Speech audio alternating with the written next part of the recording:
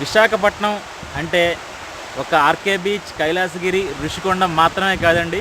విశాఖపట్నం ఏజెన్సీకి వస్తే ఇక్కడ ప్రకృతి అందాలు మనల్ని ఎంతగానో పులకింపజేస్తాయి. ముఖ్యంగా వాటర్ ఫాల్స్ అండి. ఈ జలపాతాలు చాలా ఉన్నాయి, మనకి చాలా వరకు తెలియదు. సో ఈరోజు మీకు ఒక పెద్ద వాటర్ ఫాల్ని చూపించబోతున్నాను. తొంకోటమ్మ వాటర్ ఫాల్ దగ్గర ఉన్నామండి. దీన్ని తొంకోటమ్మ వాటర్ ఫాల్ లేదా పెదబయలు వాటర్ ఫాల్ అని కూడా అంటారు. కానీ ఇది పెదబయలు మండలంలో లేదండి, ఇది అనంతగిరి మండలంలో ఉంది.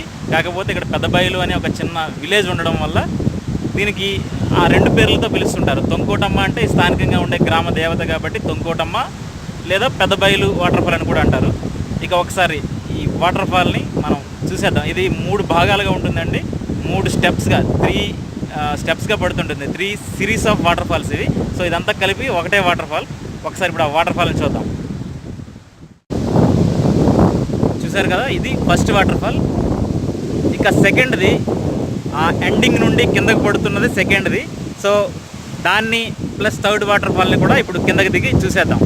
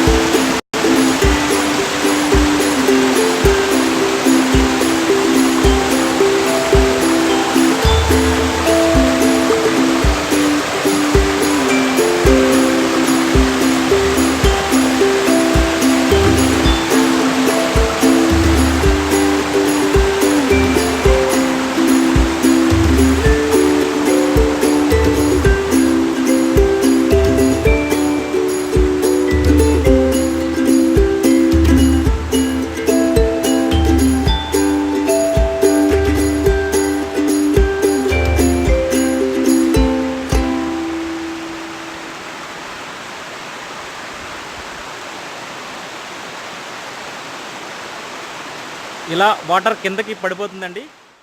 మన తొంకోటమ్మ వాటర్ ఫాల్ దగ్గర ఉన్నాం. చూడండి ఎంత పైనుంచి కిందకి జారుతుందో. ఇదంతా కంప్లీట్గా రాయి ఉందండి. దీని మీద నుండి దిగితే కొంచెం చాలా జాగ్రత్తగా దిగాలి, లేదంటే జారిపోయే అవకాశం ఉంది. చూసారా ఎంత లోతుగా ఉందో. దట్టమైన అటవీ ప్రాంతం ఇది.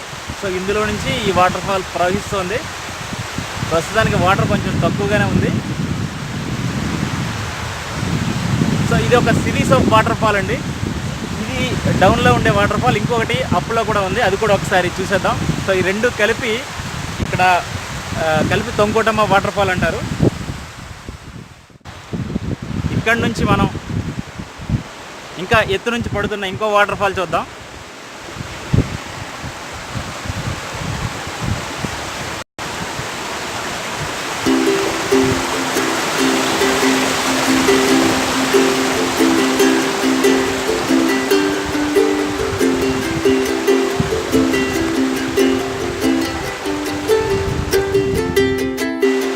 వాటర్ ఫాల్కి వచ్చామండి.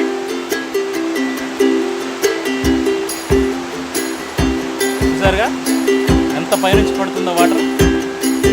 సో ఆ వాటర్ ఇంకొక వాటర్ ఫాల్గా మారుతుంది. సో ఈ రెండు కలిపి ఇక్కడ ఉన్నాయండి. చాలా పెద్ద వాటర్ ఫాల్స్, చూడడానికి చాలా బాగున్నాయి. ప్రజెంట్ ఇది డిసెంబర్ 1st వీక్ అండి. సో వాటర్ కొంచెం తక్కువగా ఉంది. సో ఈ వాటర్ ఫాల్ దగ్గరకు వచ్చామండి. చూడండి ఎంత ఎత్తు నుంచి పడుతుందో.